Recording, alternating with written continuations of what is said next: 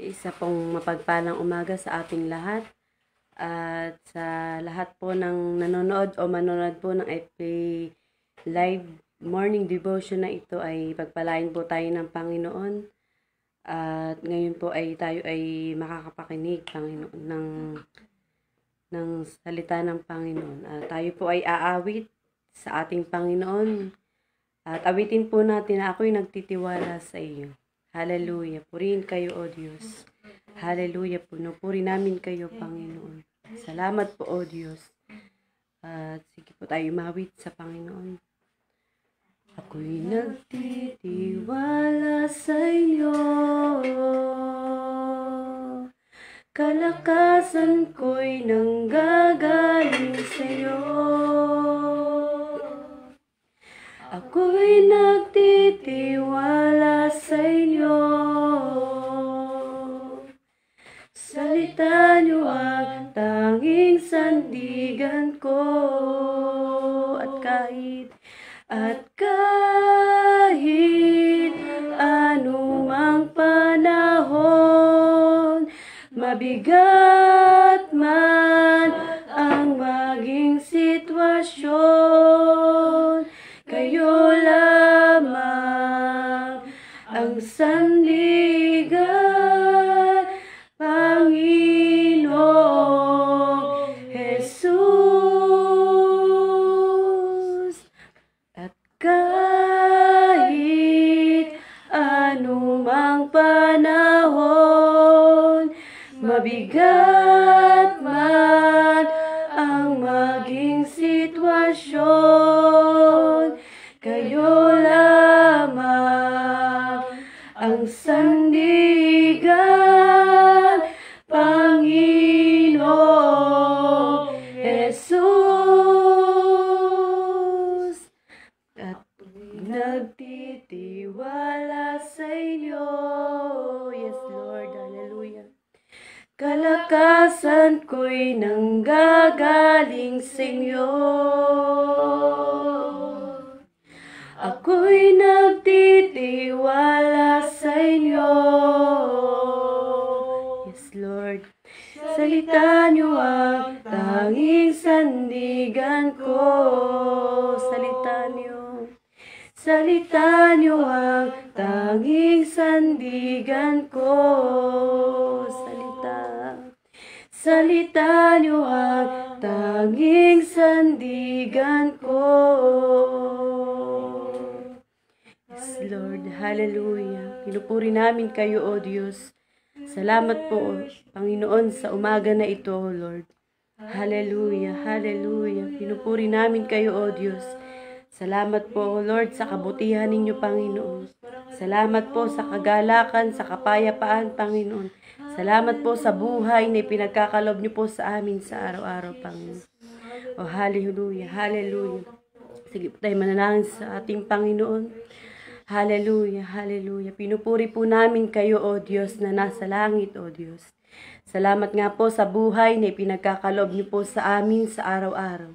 Pagpalain niyo po yung bawat isa sa amin at pagpalain niyo po, Panginoon, yung lingkod ninyo na gagamitin at lagyan nyo nga po ng langis ang kaniyang mga labi para po maipahayag ng mabuti yung banal na salita ninyo, O Diyos. Salamat po, O Diyos. Pagpalain niyo po yung bawat isa sa amin at lahat po na makikinig ng salita ng Panginoon saan mang dako ay nawa po, Panginoon, itong aming pag-aaralan ngayong umagang ito ay matanim po sa aming puso at lagi po naming lagi nyo kaming sasamahan, O Diyos. Salamat po, O Diyos. Sa inyo po ang papuri at karangalan sa pangalan ng Panginoong Jesus. Amen and amen. Purihin po ang Panginoon. At ngayon po ay tayo makakarinig at makakapanood ng salita ng Panginoon. Tayo po mag-focus kung ano po yung iyahayag po ng ating Panginoon. At inaanyayaan ko po sa unahan ng ating Pastora Judy Ann para po maghayag ng salita ng Panginoon. Purihin po ang Panginoon.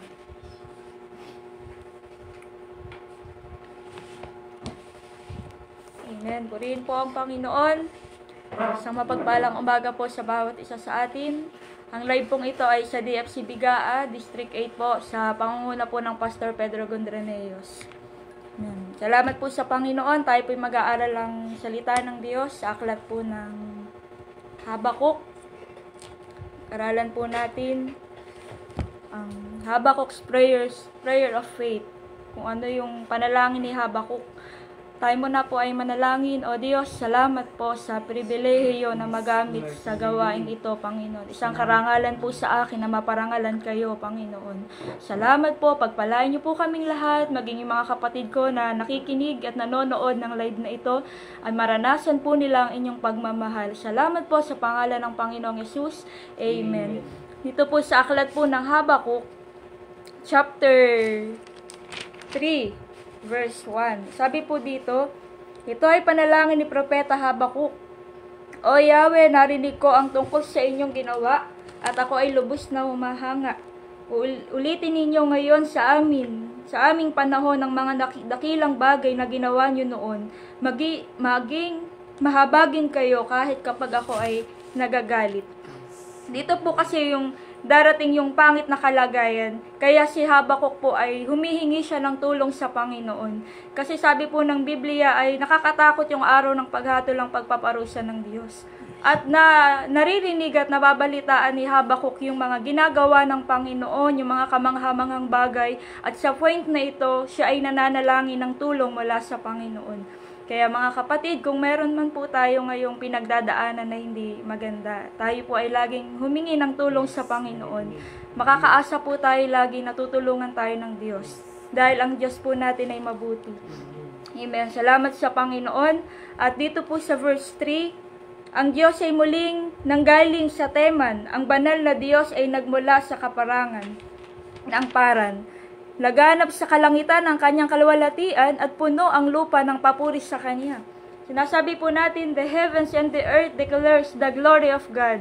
Kung paanong pinararangalan ang Diyos sa kalangitan. Alam niyo po ba ang sabi sa Hukom, chapter 5, verse 4? Pag naglalakad ang Panginoon, ang mundo ay nayayanig at umuulan ng malakas.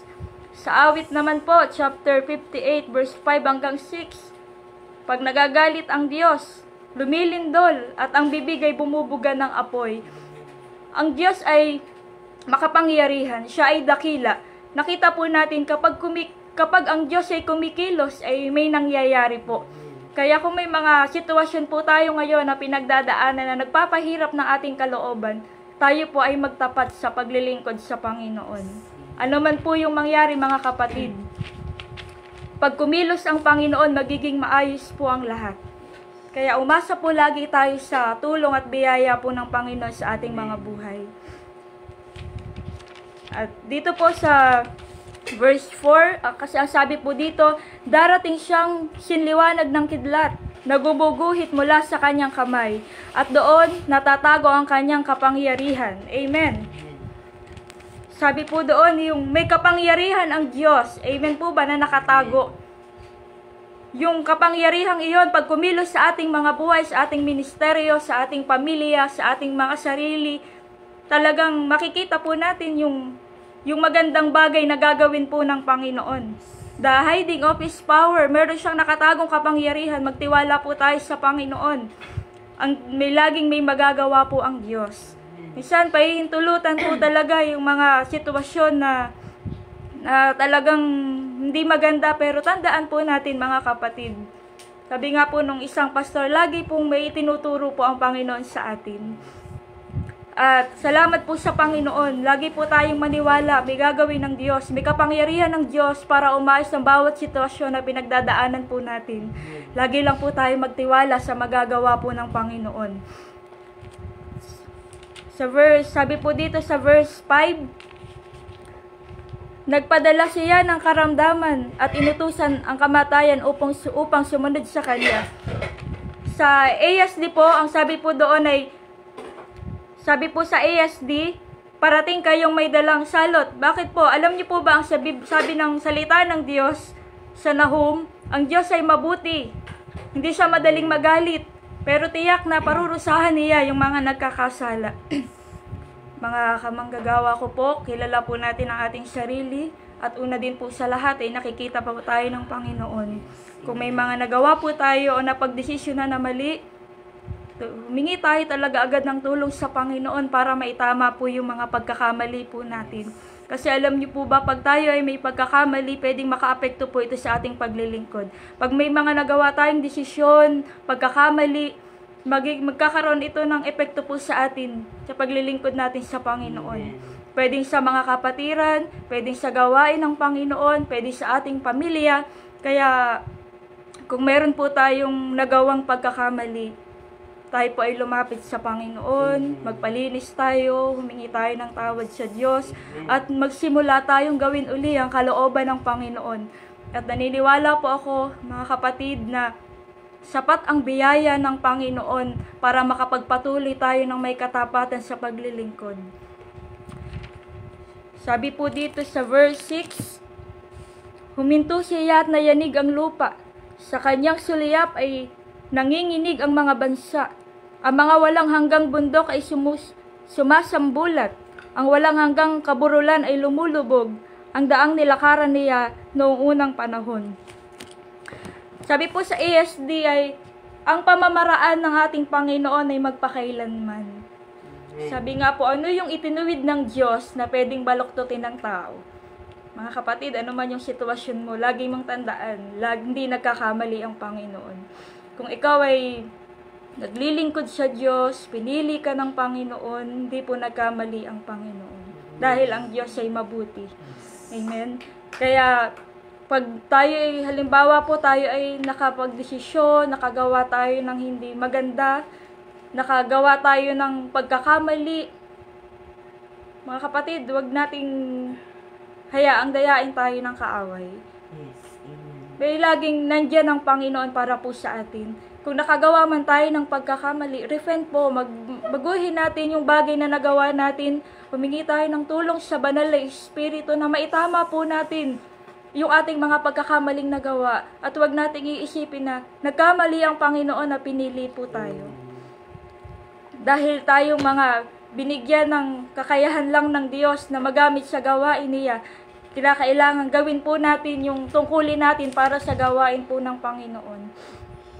At sabi po sa 8, 9, nagagalit ba kayo dahil sa mga ilog o Yahweh? Ang mga dagat ba ang sanhi ng inyong puot? Nakasakay kayo sa inyong mga kabayo at magtatagumpay na lula na inyong karwahe habang pinagtatagumpay ninyo ang inyong bayan. Purihin ang Panginoon. Ang Diyos po ay nagbibigay ng tagumpay.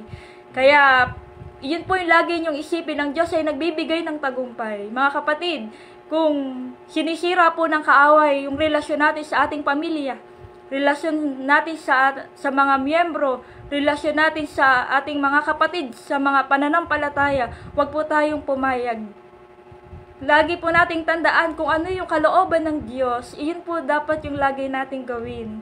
Kasi alam naman po natin na kapag ginawa natin ang kalooban ng Panginoon, laging nandyan yung tulong ng Diyos para magawa natin yung mga iyon. Amen? Ang Diyos ay nagbibigay ng tagumpay. Sabi po sa ASD, ay ang Diyos ay parang isang mandirigma na nakasakay sa kabayo at nagbibigay siya ng tagumpay. Nagbibigay ng tagumpay. Ngayon kapatid, gusto niyo po bang bigyan kayo ng tagumpay ng Panginoon?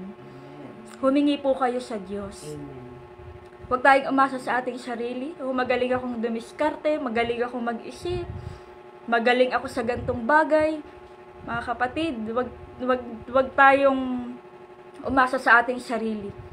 Ang Diyos ay nagbibigay ng tagumpay. Umasa tayo sa Panginoon. Umasa tayo dun sa tulong na ibibigay ng Diyos. Kung ano man yung bagay na pinagdadaanan mo, kapatid, kayang-kaya mo yan kasi kasama mo ang Diyos.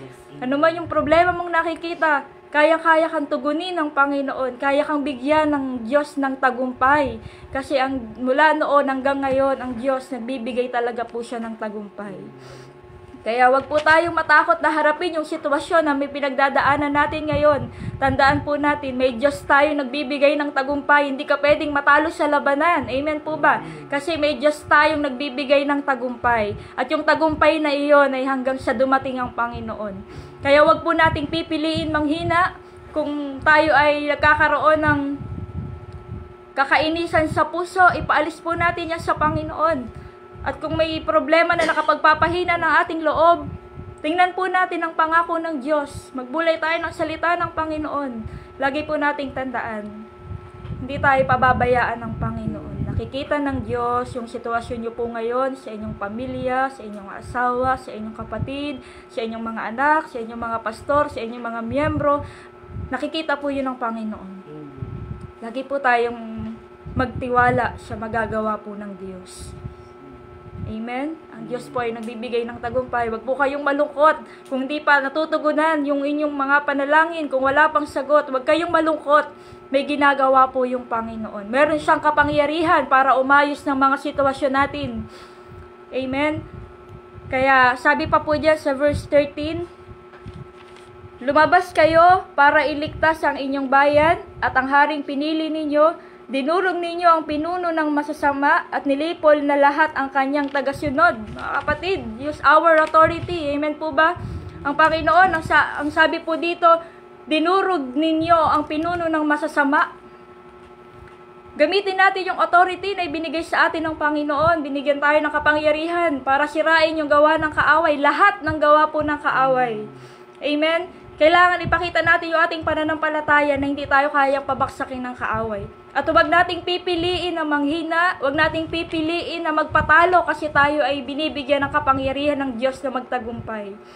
Kung sinisira po ng kaaway yung relasyon natin sa ating mga magulang, sa ating pamilya, sa ating mga kapatiran, o kung sino pa man, kung sinisira ng kaaway yung ating pananampalataya, mga kapatid, gamitin natin yung ating kapangyarihan na hindi tayo pwedeng matalo sa labanan.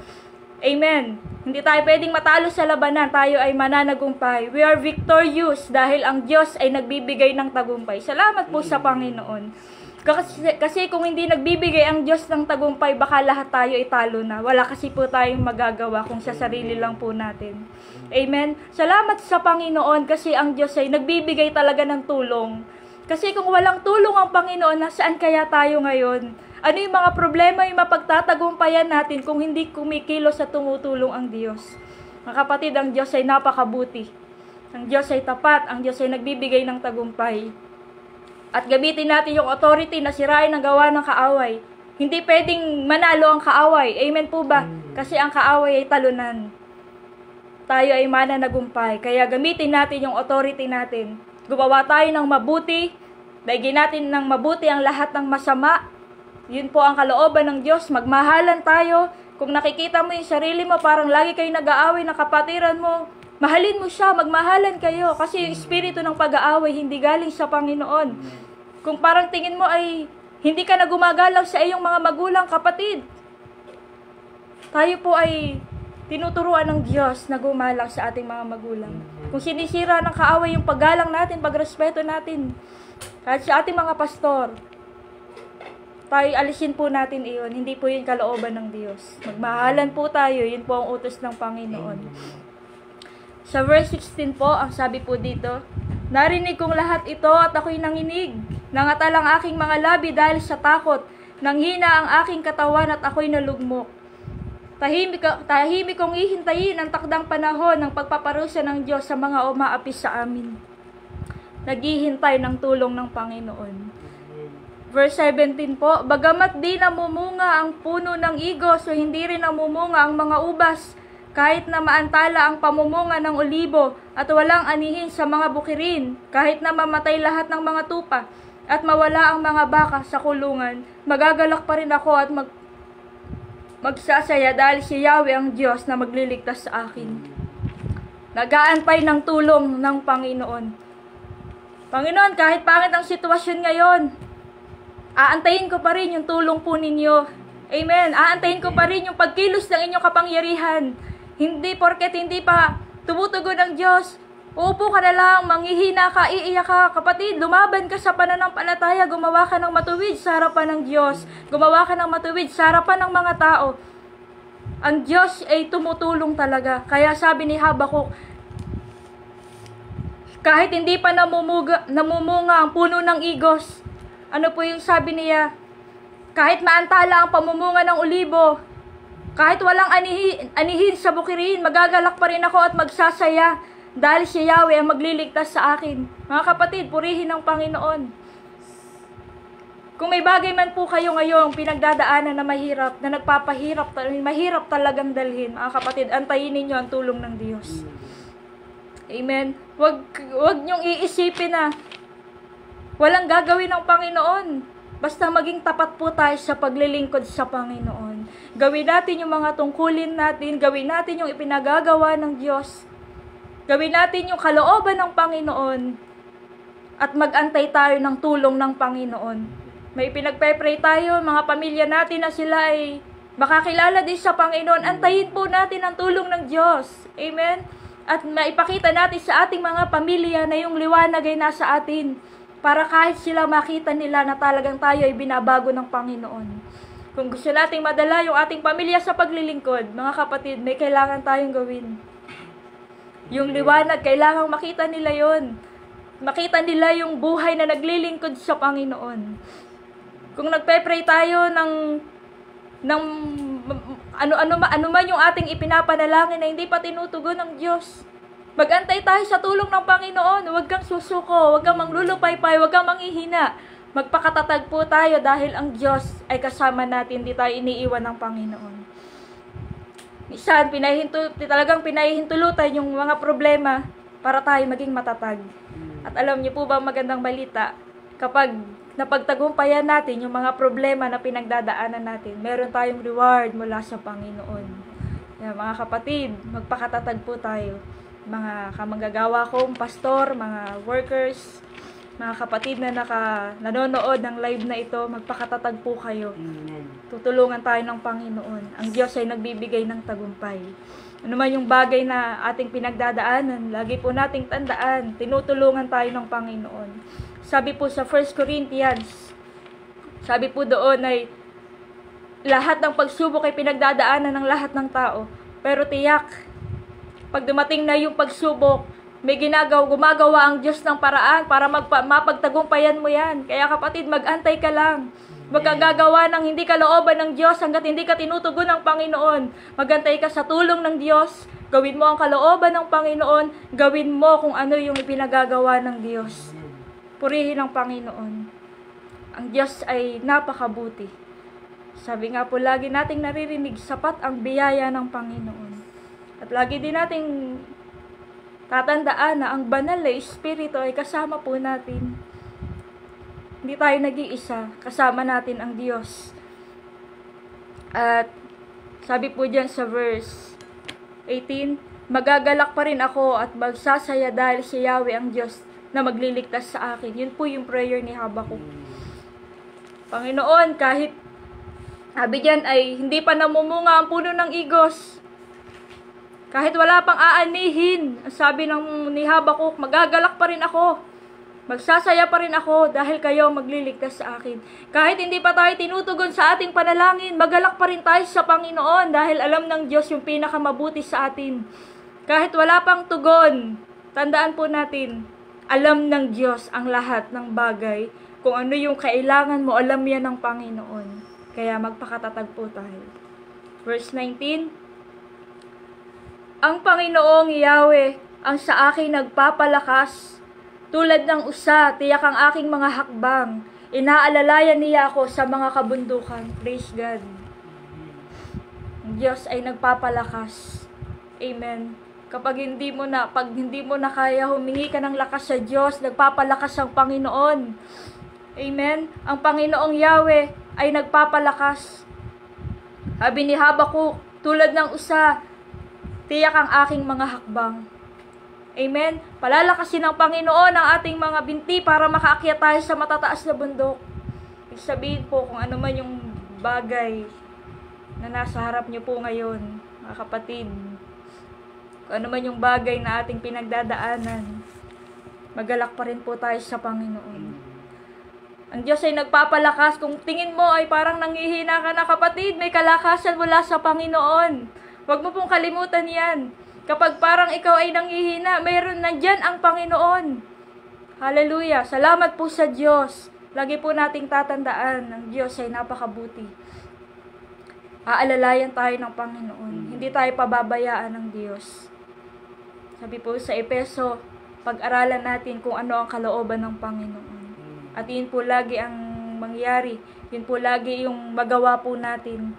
Kasi habang tayo ay gumagawa sa gawain ng Panginoon, habang naglolong tayo na magawa yung kalooban ng Diyos, mga kapatid, may magandang balita, may ginagawa ang Diyos. Meron siyang kapangyarihan. Pag kumilos yun, tiyak na may magandang mangyayari. Kaya para maranasan natin yung kapangyarihan na yun, kailangan tayo ay nasa kalooban ng Panginoon. Amen. Hallelujah. Kaya salamat po sa Diyos. Ang Diyos natin ay mabuti.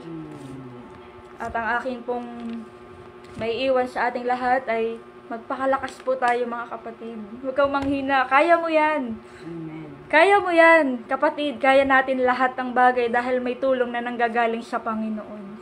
Purihin ng Diyos. Hindi tayo kawawa, hindi tayo mahina dahil may Diyos na tutulong po sa atin. Hallelujah. Salamat po sa Panginoon. Tayo po ay laging magalak, tayo laging maging masaya sa Panginoon. Paggawa ng gawain ng Diyos, gawin po natin yung pinakamabuti natin. Nakikita tayo ng Panginoon. At lagi nating gawin yung magpuri lagi tayo sa Panginoon dahil iyon po ay kalooban ng Diyos. Hallelujah. Salamat po sa Panginoon. Hallelujah. Tayo po ay manalangin. Hallelujah. We give you glory. We give you praise. Panginoon, maraming salamat po sa inyo. Ano man yung mga kabigatan ng mga pastor na ito, O Diyos, na mga manggagawa, Panginoon. Ano man yung pinagdadaanan po nila, yung mga nanonood ng live na ito, Lord, katagpuin niyo ang kanilang pangangailangan. I-bless niyo po, Panginoon, yung mga kapatid kong ito, Panginoon. Palakasin niyo po sila, O Diyos. Maranasan nila yung kagalakan na nanggagaling po sa banal na Espiritu. Bawat isa po sa amin, Panginoon, ay may mga pinagdadaanan, pero sapat ang biyaya ninyo para makapagtagumpay kami, O Diyos, para magawa namin ang inyong kalooban. Panginoon, pagpalain niyo po kung meron man po mga pastor na may karamdaman sa umagang ito, Panginoon, pagalingin niyo po sila. In the name of Jesus. Kung yung mga kapatid kong nanonood na ito ay may karamdaman, maranasan nila yung inyong kapangyarihan na sinasabi ni Habakuk, Panginoon, na nasa loob ng inyong kamay ang inyong kapangyarihan. Lord, maranasan po, O Diyos, ng aking mga kapatid, yung miracle, yung himala, ng yung kailangan nila ngayong umagang ito'y katagpuin niyo po, Panginoon. Ang aking panalangin, bigyan niyo po kami ng katatagan, Panginoon. Palakasin niyo po kami. Nagpapasalamat po kami sa biyaya ninyo. Nagpapasalamat po kami na minsan napapahiya kami dahil sa pagmamalaki. Pero nagpapasalamat po kami kasi itinutuwid ninyo kami at ipinakikita niyo sa aming dahil lamang sa inyo. Kaya kami, O Diyos, nagagamit sa gawain ninyo. Nagpapasalamat kami sa maraming pagtutuwid ninyo sa amin, Panginoon. Nagpapasalamat po kami sa inyong pag-ibig, pagmamahal na ipinapakita niyo po sa amin. Lord, salamat po, O Diyos. Pagpalain niyo po ang aking mga kapatid, O Diyos, na nanonood at nakikinig, Panginoon, ng live devotion na ito. Pagpalain niyo po sila, naman yung mga prayer request nila, nakikita niyo po ito, Panginoon. Kayo po, O Diyos, yung patuloy na masunod at kalooban niyo po lagi yung patuloy po na magawa po namin. Pagpalain niyo po lahat ng mga pastor, Panginoon, manggagawa, yung mga gumagawa sa gawain ninyo. Pagpalain niyo po yung bawat isa, Panginoon. Tulungan niyo kami, O Diyos. Bigyan niyo kami ng pusong masunurin sa inyo. Tulungan niyo po kami maging tapat sa lahat ng aming gagawin pagdating sa mga gawain ninyo. Kay Lord, maraming salamat po. Pinupuri po namin kayo, O Diyos. Pinararangalan po namin kayo. Ang aming buhay ay magamit ninyo sa inyong karangalan. Saan man kami pumunta, O Diyos, gamitin niyo po kami, Panginoon. Isang karangalan sa amin na pinararangalan namin kayo, Panginoon, dahil kayo yung unang umibig sa amin.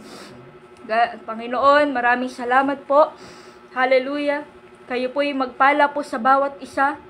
At anuman yung bagay, Panginoon, na hinaharap namin ngayon, na mapagtatagumpayan namin ito, makakaya namin ito. Opo, may mga prayer kami na hindi nyo pa tinutugon, pero mag-aantay kami sa tugon ninyo, Panginoon. Mag-aantay po kami sa tulong po ninyo.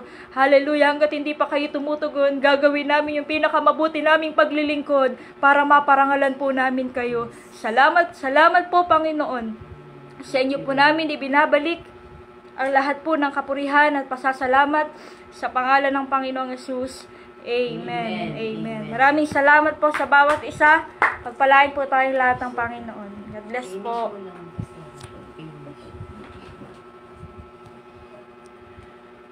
Ayun, please.